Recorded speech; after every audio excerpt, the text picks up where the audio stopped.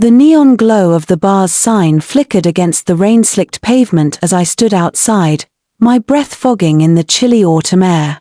My fiancée, Elise, had insisted we come here tonight, to a place called the Rusty Anchor, a dive bar on the edge of town that smelled of stale beer and regret. I adjusted my jacket, feeling the weight of her request pressing down on me like a physical thing. "I want you to meet someone," she'd said 2 days ago, her hazel eyes glinting with something I couldn't quite place, challenge, maybe, or mischief. "It's important, Ryan. I need to know you're not the jealous type." Her words had stung, not because I thought I was jealous, but because they implied doubt, a crack in the foundation of our 2-year relationship. We were engaged, for God's sake, our wedding was 6 months away, the invitations already picked out, the venue booked. Why did she need to test me now?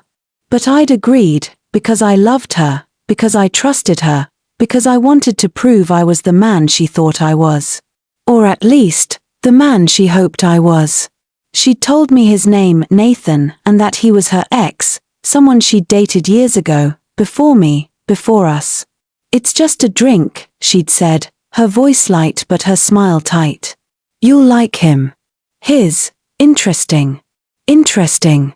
That word had been rattling around in my head all day, a pebble in my shoe I couldn't shake loose. What did it mean? Why did she want me to meet him? And why did it feel like this wasn't just about a drink? Inside, the bar was dim, the kind of place where the jukebox played songs nobody had heard since the 90s, and the bartender looked like he'd seen one too many fights. Elise was already there, sitting at a booth in the corner, her auburn hair catching the faint light from a hanging lamp. She looked beautiful, as always, in a black sweater and jeans, but there was a nervous energy to her, the way her fingers tapped against her glass of red wine. I slid into the booth across from her, forcing a smile. "Hey," I said, trying to keep my voice steady. "Where's this guy?" She glanced at her phone, then back at me, her lips parting as if she were about to say something but thought better of it. "He's running late," she said finally. "He'll be here soon." I nodded, though the unease in my gut was growing, a low hum like the buzz of the neon sign outside. I ordered a beer, mostly to have something to do with my hands, and we made small talk about her day at the marketing firm, about my latest project at the architecture office, about the weather, of all things. But it was all surface, a thin layer of normalcy over something deeper, something unspoken. I wanted to ask her why this mattered so much, why she needed me to prove anything, but before I could, the door swung open, and a man walked in. He was tall, taller than me, with a lean build and dark hair that fell just above his eyes. He wore a leather jacket, scuffed boots, and a confidence that seemed to fill the room. Nathan. I knew it was him before Elise even waved him over. He moved with an ease that made me feel suddenly self-conscious, like I was trying too hard to sit up straight. When he reached our booth, he grinned, a wide, disarming grin that showed too many teeth. "Elise," he said, his voice low and warm, like they were old friends who'd never fallen out of touch. Then he turned to me, extending a hand. "You must be Ryan. I'm Nathan. Good to meet you." His grip was firm, his eyes sharp, assessing. I shook his hand, forcing myself to match his energy, but something about him set my nerves on edge. It wasn't just that he was her ex, it was the way he looked at her, like he knew something I didn't, like he was in on a secret I hadn't been let in on. We settled into the booth, Nathan sliding in next to Elise, closer than I would have liked. The conversation started innocently enough, small talk about the city, about the bar, about the music blaring from the jukebox. Nathan was charming, I'd give him that. He had a way of telling stories that made you lean in, like the one about the time he'd hitchhiked across Nevada and ended up sleeping in a stranger's barn. Elise laughed, her eyes bright, and I felt a pang of something I didn't want to name. Jealousy? No, I told myself. I wasn't that guy. I was secure, confident, the kind of man who didn't get rattled by a charming ex. But as the night wore on, the dynamic shifted.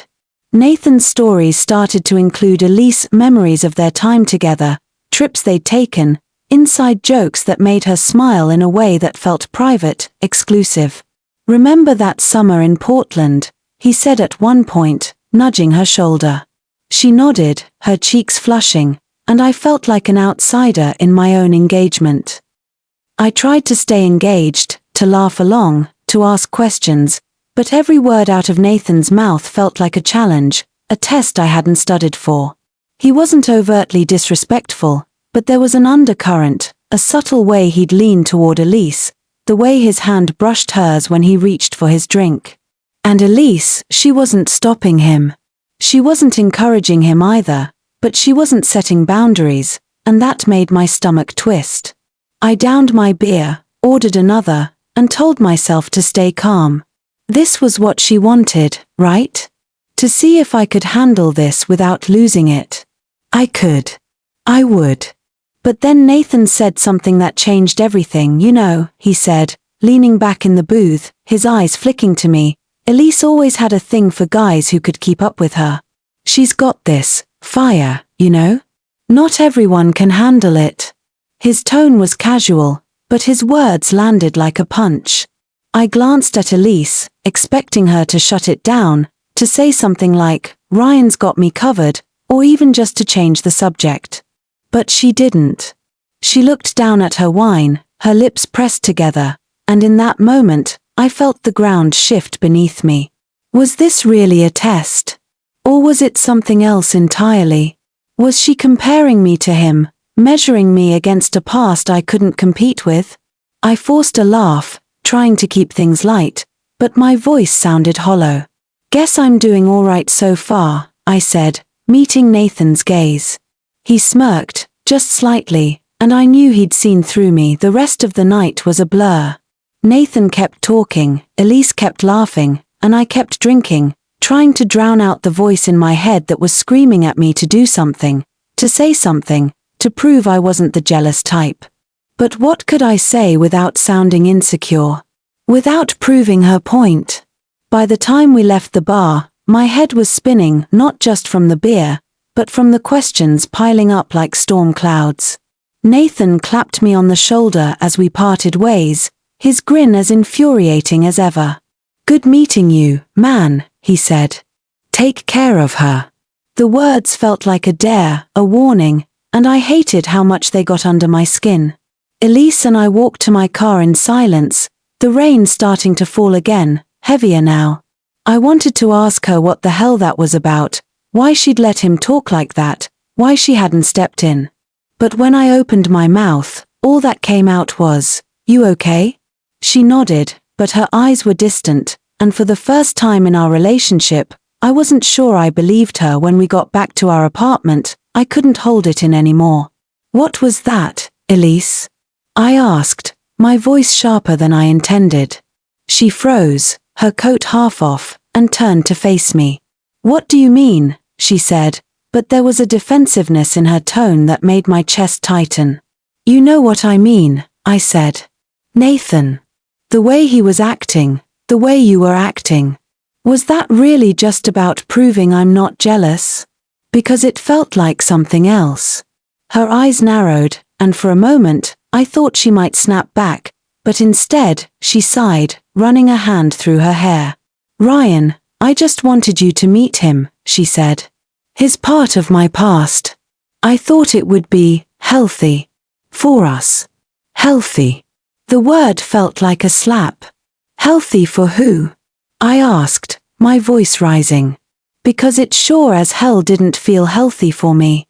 She didn't answer right away, and that silence was worse than anything she could have said. Finally, she stepped closer, her hand resting on my arm. "I'm sorry," she said softly. "I didn't mean to upset you. Let's talk about it tomorrow, okay?" I nodded, but as we climbed into bed, the distance between us felt wider than ever. That I lay awake that night, staring at the ceiling, replaying every moment of the evening. Nathan's smirk. Elise's laughter. The way she hadn't shut him down. And that word, interesting. It gnawed at me, a splinter I couldn't pull out. What was she trying to prove? Was she testing me, or was she testing herself? And why did I feel like I'd failed? As the hours ticked by, I realized something else. Nathan had said something else at the bar, something I'd barely registered at the time but now couldn't shake. You ever wonder what you're signing up for? He'd asked, his eyes locked on mine, his voice low enough that Elise hadn't heard. I'd brushed it off as drunken nonsense, but now, in the dark, it felt like a warning. A warning I didn't understand but couldn't ignore. I turned to look at Elise, her breathing soft and even, and for the first time, I wondered if I really knew her at all.